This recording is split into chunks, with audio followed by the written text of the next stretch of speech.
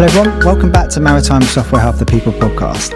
Today I'm really excited to be joined by, to be honest with you, an old friend and a long contact I've had within the maritime talk space, and that's Adam Emirali, who is the head of commercial for chartering at Kpler. So Adam, welcome to the podcast. I'd love it if you could kind of kick things off by introducing yourself and telling us a bit about your background. Yeah, thank you, mate. It's good to see you again. So, yeah, Adam Emirali, I head up the commercial division of Kpler for our new chartering solution. I've been in the industry for about 6 years. You actually got me into the industry in the first place, so thank you for that. I started way back when as a recruiter. I was interested in what the industry was doing. I was interested in shipping to see what was out there. Reached out to your good self about an opportunity that I think I was actually recruiting for you at the time. So kind of took a bit of an opportunity to say, I'm interested, let's put my hand up. And yeah, it's had quite a fun run over the last 6 years, getting into where I am now in SaaS sales and technology and shipping. Yeah, no, fantastic. Well, it's great to have you on the show, and we're going to talk a lot about how, Kpler really kind of driving the intelligence sort of piece, not just shipping, just global trade. So obviously talk a bit about what you're doing in the business. And then I really want to give a bit of a detailed kind of overview of sales, so how you go about kind of selling, not necessarily you specifically, but the successes you've seen in kind of since you've been working in this space, and any kind of tips you can share for either aspiring kind of people that want to join our space, and maybe even thinking of transferring over from maybe a more of a commercial or technical shipping role into the world of SaaS sales. So we can we'll dive into that. So I'd love if you can give a bit of an overview. You said you're now obviously running up Kpler's kind of commercial chartering desks, and what was it that kind of appealed to you and drew you into joining Kpler in the first place? So it's a good question. So Kpler's always been seen as the biggest and the best when it comes to data and insights, and it's kind of been the core of the business for the last 11 years, maybe coming up to 11, 12 years. Kpler's always focused more towards kind of the analysts, the traders, and the pure data play. And the fact that we already had pretty much every customer you can imagine on chartering already there, it made sense to build something that was more bespoke, more fit for purpose, and was able to cater to their workflows. And because it's something I've done previously and helped with, it was just such a good opportunity to step in and say, let's do something new, let's do something exciting, and let's try and help the industry grow and evolve into some more technologies. I know, brilliant. And I know you've obviously coming from a recruitment background as well, and then obviously working in other maritime software companies. You've been used to sort of probably quite fast-paced internal cultures and sort of environments. So how does it compare to sort of what you've been experiencing in the past? So in terms of Kpler, in terms of shipping in general? In terms of Kpler, I'd say. Oh, so Kpler, higher pace, big targets, but great opportunities in terms of what we're looking to do, and a real focus on the delivery of those targets. And in terms of what we want to build or what we want to develop, we're thinking not just for clients now, but we're thinking clients in the next 5, 10, 15 years, what's going to effectively help their trades and give them the insights they need. Because shipping is changing massively. In my 7 years in the industry, we had COVID, we had all these other things happening. Things have changed very quickly in that time, and it's a weird place to be where shipping has some of the most advanced technologies in the market, but also some of the most archaic methodologies and things that people still agree on contracts from 100 plus years ago, but use ships that are built with advanced technologies. So it's finding the blend between to really help with those things, which is an exciting place to be.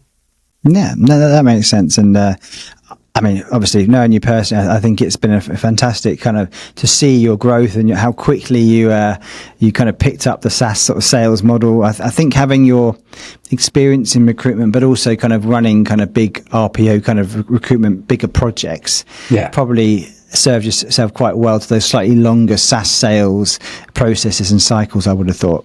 Yeah, there's definitely crossover. So the way that we work in SaaS sales and the way that I've kind of found my footing in the industry is it's a case of trying to understand as much as you can about the industry. And then again, from the background I've had, I've covered dry, I've covered tankers, I've covered gas. It's having exposure to everything. But my whole mantra, my whole methodology is what's the question, find the answer. And if you know your product well enough and you understand the use case and the client demand well enough, if you can find the answer, you can probably find a solution for them. So it's just trying to embed yourself as much as you can in those industries. Yeah, no, and you mentioned about solutions. So what is it, the main kind of like, for those perhaps who are a little bit less familiar with Kpler as a business, what are the main kind of problems they're solving, would you say, for your customers? So in terms of Kpler and in terms of what we have exceptionally strong data and insights into the tankers markets. The gas market was our first one in LNG, and into the dry cargo space, but as well as the other acquisitions we've made have really strengthened the data side. So if you are a trader, you are a charterer, and you want to know about flows of not just say tanker flows, but naphtha, crude oil, clean CPP, DPP flows, absolutely, we can do that. Dry cargo similarly down to the nth degree, gas to the degree gas goes to. It's just that insight into things that are out there. And actually that real-time tracking of that data and the fact we also get things like market sources. We have a strong partnership network within Kpler that provide us with data. It's a level of insight that I think is second to none, which again is one of the draws to Kpler for myself of going, if we already have the best data and we want to build a workflow tool that's powered by the best data, that's a great place to be.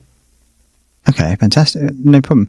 And I guess what sort of challenges you sometimes face or kind of pushback do you get from target customers at all when you're kind of prospecting to them? It depends on the type of customer. Again, because the shipping is so nuanced and there's so many different things to do. The pushback can be, in some cases, fear of what we're building because it's so kind of forward thinking and it's so innovative. There could be that little risk of, are you doing too much? But more often than not, it's exposure to data that they're saying, look, can you access our data? Can you do things with our insights without us knowing? And categorically, that's not the case. Our partnership network is very tight and we have those agreements in place. But I think when you show someone a trade flow and you say, look, we know that you've moved X cargo to X because we have the market data or the US bill of lading, they're going, well, hang on a minute, how did you get that? So it's kind of a blessing and a curse in some cases, but for chartering in particular, it's a really powerful place to be because you can say chartering, shipping, the visibility hasn't always been there. Obviously, AIS and the technologies that are coming in have started to help that. But if we can take that to the next level, even better. It's a market that probably needs more visibility than ever at the moment. Yeah, and I definitely think that visibility and transparency piece is something that we hear a lot about, even amongst other conversations we've had on here. So how is it you see that Kpler kind of go about bringing that transparency and efficiency to customers, either ship owners or oil majors and commodity traders, that type of thing? Yeah, again, it's very dependent on which segment you look at, but we want to make sure that we are entirely market agnostic in first and foremost, so we are covering everything to the best quality possible. And it's giving data where data is accessible. So it's saying, do you want to know about someone's trading patterns, or do you want to know about the freight patterns in the market? Or again, from my perspective in chartering, what is the tonnage looking like at the moment? What are the cargoes looking like at the moment? What are the rates and prices? We have partnerships externally giving us data to say, okay, I want to fix a vessel. What are the market rates from the Baltic? What are the cargo rates? What are the XYZ? It's all part of the solution where we want to just say, give you all the data you need to make those decisions. Okay, cool. And are you typically selling to the chartering managers, the freight traders within charterers or ship owners, or is it, do you also pitch to IT kind of procurement teams, or is that slightly different?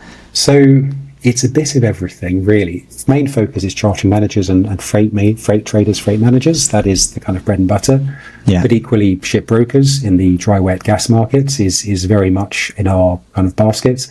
Ship owners in the same verticals are there as well. One of the fun things about SaaS is there's always opportunities with other customers that you can scale. So you see an opportunity, you think, maybe that's something. Mm-hmm. Again, how can the platform cater to it? Is there opportunities there? You come up with a proof of concept, you present it. If they like that proof of concept, you iterate again, and you get to a stage where you can say, we have a brand new market vertical to attack. And that's a big part of the fun of this, because you've got to think on your feet and you've got to make those decisions in the moment to say, can we do this? Yeah, let's find out. Let's have a go.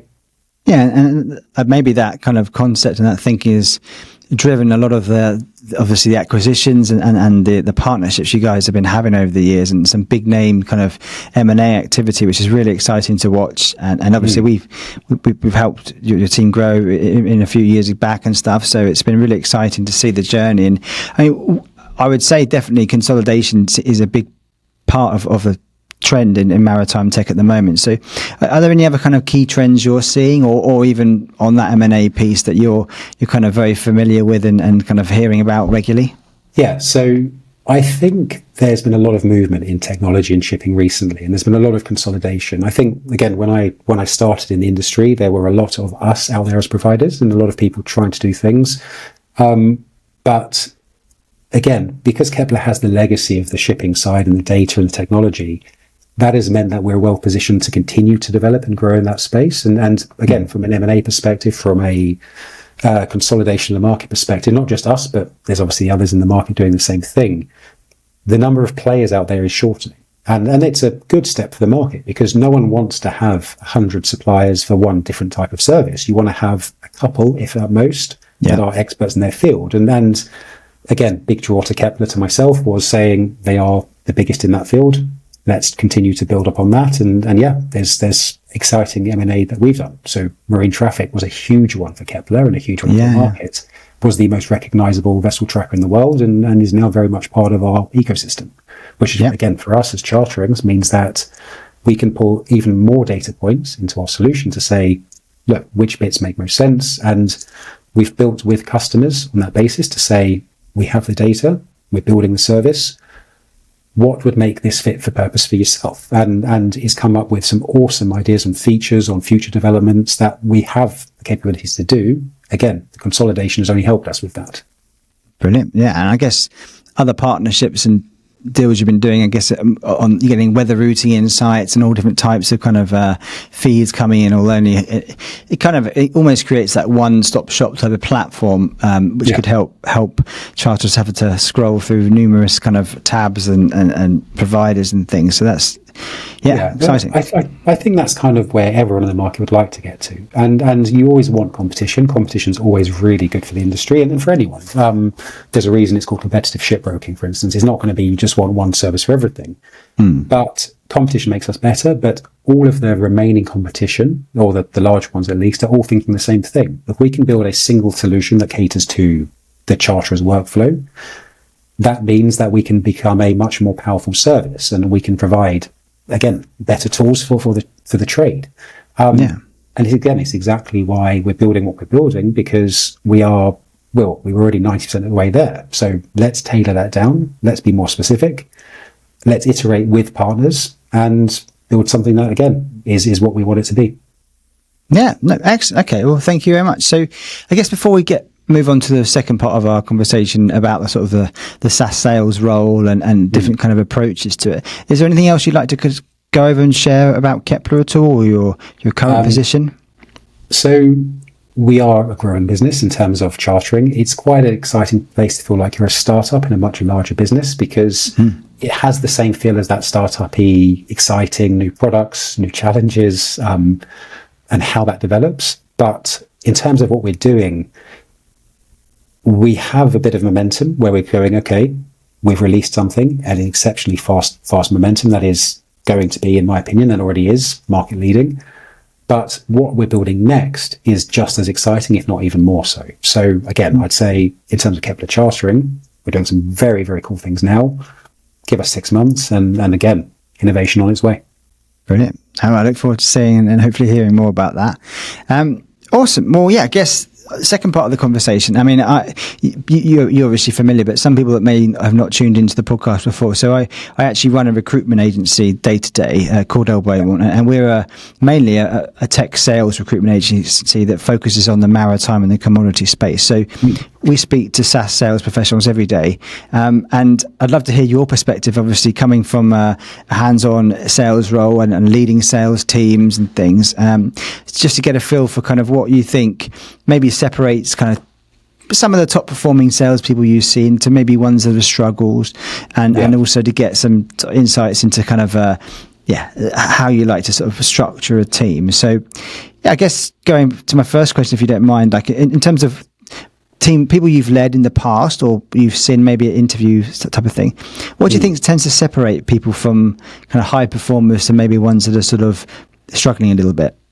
So, big part of things for me is the attitude. It is the how you want to position yourself, and then what you want to achieve. And again, my background was nothing to do with shipping, and it came down to: is the work ethic there? Is the attitude there? Is the positivity there?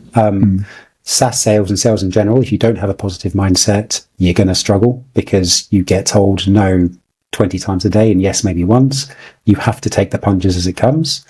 But again, it's attitude, it's willing to learn, and it's the hunger to actually change things. Again, shipping is probably the last big industry left that is requiring change and updating and all these new things. It's wanting to be a part of that and then actually putting your stamp on it. But again, you say, where is the market going? How do you do that as a salesperson? How can I affect that? If you're doing it for the wrong reasons, if you're doing it just to be paid, you're probably going to struggle. If you want to get stuck in and learn something, it's the best. It's such a fun job if you have the right attitude for it. Yeah. And do you think there's a way of kind of trying to pinpoint that attitude, maybe at things like interviews, or when you're hiring or reviewing candidates and things, or is it something people will just tend to show later on once they're in a role? I think at least in the interview stage, one of the things I like to try and do is just ask them to tell me a story, ask them to tell me something about themselves that is kind of anecdotal. Because the best interviews I've ever had, and then again, similarly with Kpler, you don't actually have an interview. You're just having a conversation, and you're just trying to get a feel for the person and understanding, can I work with this person? Yes, no. What's these communication skills like? It becomes quite obvious when someone is doing it not necessarily for the reasons you want them to be doing it for. Because they may say things like, oh, they're effectively reading for scripts. And they've just come in going, this is it. It's personality. It's, can I work with you? And can I have a conversation with you? And if we're stuck in the weeds with something, do you have the ability to think on your feet, get yourself out of it? So, yeah, tell me a good story about yourself, tell me something interesting, and that helps me along the way. Brilliant. Okay. And are there any perhaps red flags that maybe try and avoid, or anything you see when you're kind of looking at potential sales team members, or even people that have been in your teams that you've seen in the past that you want to try and sort of steer away from? It really depends on kind of when we're having that conversation with the people. I've had conversations with people in the past, an interview, and equally people I've worked with, where the attitude or the ego is bigger than the totality of what they're doing. And an ego doesn't ever, well, some people say an ego in sales is needed because you need to have that and you need to be proud and confident of what you're doing. But you kind of go past a certain line of, is it too much? Is it something that's going to be abrasive in the conversation? Because again, we're sales guys, we work together, you kind of go with it as you go. And if someone's ego is structuring that or causing a few friction points, it doesn't help. And it doesn't really kind of bring all the results you're looking for. Obviously, we are all viewed on the numbers we bring in and how we can perform. So yeah, have good people that can communicate well and actually deliver. That's the dream. Yeah. And equally, if people aren't delivering, give them the opportunity to say, how can we support you better? How can we get you where you want to be? And that's quite important, I think. It's understanding people's weaknesses and helping them develop them. Yeah, I appreciate that. And I think you're one of the best examples of someone coming out into the maritime technology space without prior maritime knowledge and doing fantastically well.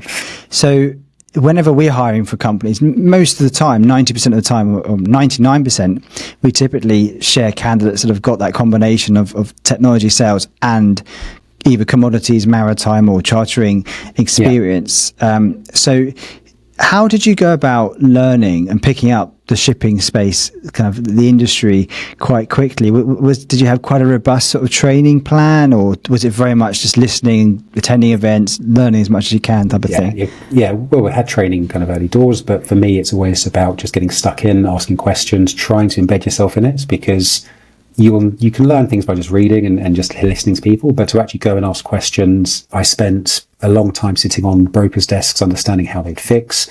I would go to clients and spend time with them to say, talk to me about what you do, because I want to understand the nuance of it. And shipping is so personality led, and it's relationship building.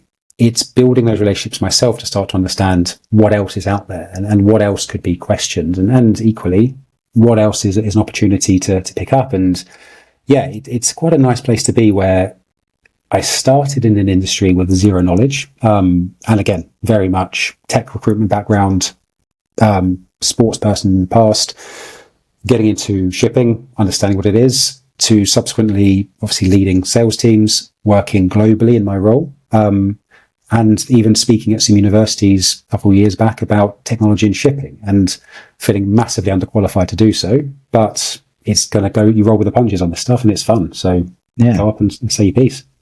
Brilliant. No, good. I think it's fantastic. We still get lots of approaches from people that are interested in the tech space. I mean, I would still say shipbroking is a huge interest. I mean, for a number of graduates, obviously studying all around the world, shipbroking is still extremely attractive to people. And we're obviously, we don't do as much on the shipbroking recruitment, but we're always keen to sort of introduce, have you ever thought about technology sales? In a way, you're doing a very similar role. You're still speaking to either the ship owner or the charterer.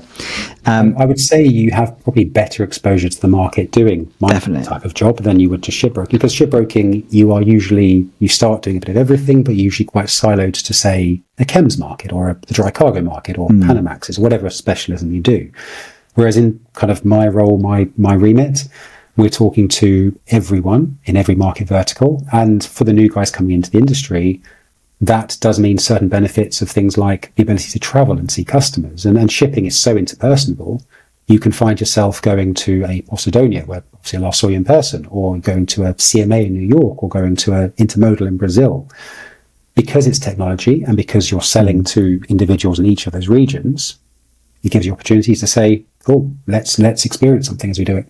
Yeah, definitely. And the other thing about broking, I mean, I'm not trying to compare broking to tech sales, but with broking, it's very competitive, even more so, I would say. I mean, there's so many other brokers. Obviously, I used to work at Clarkson's, and I was at SSY before that as a broker. And you'd have another 10, 15 brokers that had joined a year or two before, all climbing up the ladder and stuff. Whereas I find technology sales, you've got so many opportunities to maybe start in a customer success function or account management, or if you're just a natural seller, just go straight into the SDR, then an account executive type of function. So there's lots of paths. You also get quite a lot of exposure to each of those elements. So although my role is head of commercial, I'm very active in talking to the product guys or the customer success guys. And then I've worked with people in the past where they were unbelievable at customer success, but actually could have been better at sales. So the opportunities present themselves, and especially in the smaller startup feely companies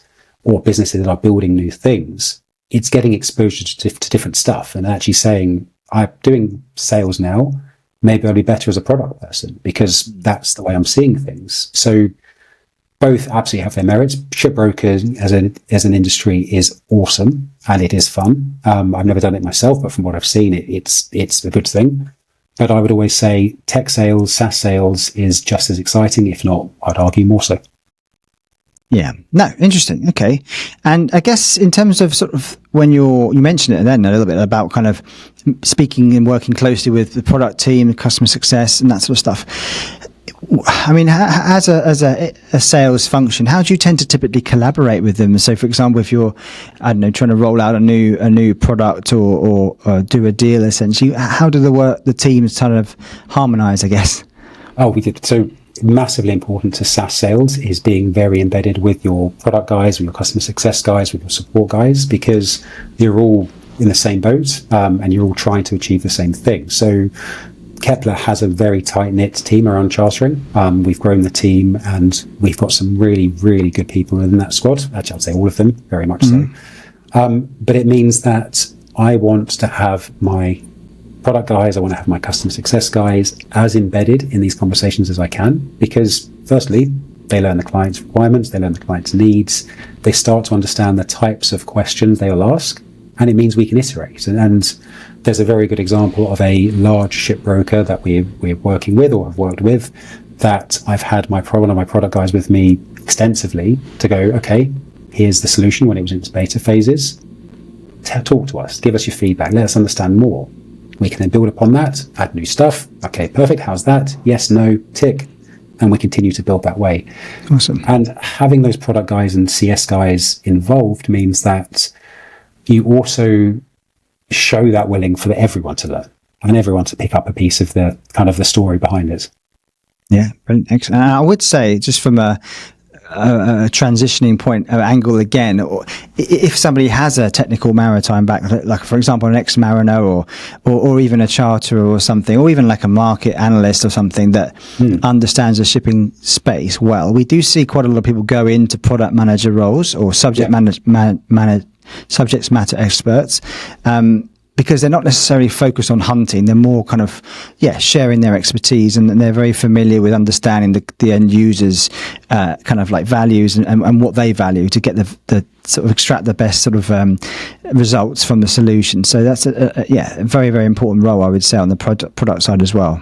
Yeah, massively. And having people from the industry actively looking now to join technology companies only makes it stronger, because you'll obviously only have so much exposure yourself as someone that engages with the market. But if you have real experts that join and say, I worked at a Trafigura, a SSY, a Vale, a somewhere for X number of years, and they join to be an expert in that and define products based on that knowledge, again, you're getting even more insights into what makes the products better for the customers. And that makes my job easier because the product evolves, it gets better, and I just go and sell the thing. Yeah, amazing. Okay. Awesome. So I think, we've kind of covered the main kind of fundamentals of the sort of SaaS cycle. And I guess for you then, in terms of a team, if let's say if you're starting up your own SaaS company now and you're kind of rolling out your go-to-market strategy, let's say you've got some investment and you're ready to go, the product's kind of ready to go. How do you think you might structure your team in terms of the go-to-market sort of structure? So let's assume that's we already have the product guys in place. We have the functions in place. It's just to build the sales team. It is looking at the opportunities of the obviously lowest hanging, largest fruit that you can affect, and how you can begin to engage the market and have those champions on board. Because as you come to market with a new solution, you want to have those people that are willing to say, look, I was early adopter, the platform does all these amazing things, and champion your business as you go. And then once you've got to that stage, you then want to start to say, from a growth perspective, which markets will make the most sense, which are the ones that we want to target, and has not necessarily the easiest route, but has the most effective route to make the noise. And that could be specializing in tankers, dry cargo, gas, whatever it may be. Yeah. Obviously, for Kpler, we have the benefit of we already work with everyone, so we have the network there. But equally, it's in terms of hiring people at that stage, it's hiring. I never really want to hire senior people in the first instance, because I want to have someone that's going to start up with either minimal knowledge or a base of knowledge. Again, potentially ex-shipbrokers or someone with that type of knowledge, or a technology person that's come from a startup type background that has the hunger, that you can train up, you can teach, you can coach. Again, rugby background, I love coaching, I've done it for years. Want to actively be involved in that, and then give them opportunities and say, right, you're at a stage where you're an SME in this space, or you're at least able to speak at a high level around certain things. This is yours. Build it accordingly, and then you can grow your own team and start to actually have it holistically say, APAC is growing at X% per year. We need to scale that team there. The EMEA is growing slightly less. Maybe we need to scale up people there, and then start to picture where those opportunities for growth would be. And then that's the fun of it. It's looking at people and saying, how can we make your job better? Yeah. How can we make your area grow? Oh, interesting. All right, great. Thank you very much. Right, anything else you'd like to share around that sort of that topic of the software sales piece? It's a tough industry, and it is very competitive. And I'd say, again, I know shipbroking is highly competitive, as is chartering, as is trading. It is as competitive, but it is a fun industry to be in, and you do have a lot of exposure to your competition. So we regularly see competition in each of our spaces all over the world. You build that bit of back and forth, but it's a good place to be. And I think everyone is starting to drive and strive towards the point of having the best tools in the market.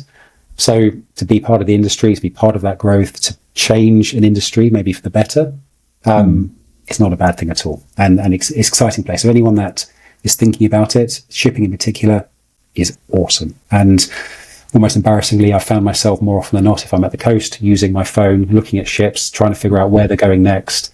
It's addictive, but it's definitely fun. Yeah, no, excellent. All right, well, it's been a real pleasure having you on the show. And I know you touched upon it there as well, but I always like to ask people what they get up to a bit in their spare time outside of work. And I appreciate you may not have too much of that now with a young family and everything, but what type of things do you get up to? So I've my wife, my children, most weekends we are traveling or we're exploring places and just kind of doing as much as we can because it's just fun to explore and be around. So I think last weekend we were in the New Forest. We've got plans for kind of traveling to Morocco later this year. Oh, wow. Personally, I've been in rugby since I've been 11 years old. I have played internationally for Cyprus, which feels like years ago because it was best part of 15 years ago that I did that, but it was capped. The ego's still there. The body is less willing, but still playing touch rugby and gymming as much as I can. But externally of work, it's very much family and occasionally getting punched about playing rugby. Awesome. Now, are you going into the office quite during the week, or do you work hybrid? So we as a business are remote first. So again, this is my office for now, and because my role is global, I spend most of my day in my office. But again, we've got an excellent culture in the London office and equally the other offices. So maybe once, twice a week, get myself into Victoria, see the team, see clients, go from there. But it's because it's been growing so quickly as a business, you're always seeing new people. There's always new people being added to the teams. There's a lot of fun, a lot of things. And then equally traveling to the US in a few weeks' time, seeing those guys over in the US, seeing customers. You're always on the move. So it's nice to have a base at home, but absolutely in London quite a lot. Great. All right, Adam, well, yeah, real pleasure to speak to you again. And I couldn't be more, I wouldn't say proud, that's a bit cheesy, but you're definitely one of those hires I was luckily involved in earlier on. And really, really amazed to see how you've grown and super happy for you. Oh, thank you. And thank you for getting me into industry. I think it was an opportunity that I couldn't say no to at the time. And obviously, I think I was your last hire at Clarkson's before. You were. Before the business started. So I was happy to see how well you've done and obviously relocation to the US yourself. No, thank you very much. Yeah, loving it out here. And it's been a great learning more about the North American kind of maritime tech space. And I mentioned before, even more on the energy software and decarbonisation piece is really kind of pretty hot out here at the moment. So lots to get on with. But for everyone that's been listening, I hope this episode has been helpful. And obviously, if you'd like to reach out to Adam, or maybe if you'd like to learn more about Kpler Solution, what's the best way for them to do so? Either go to the website, contact us on there, or if you want to reach out to me directly, it's my email, aemirali@kpler.com. Amazing. All right, Adam. Well, thank you very much for joining, and also to everyone for listening. And we'll speak again soon. Cheers, Callum. Thank you.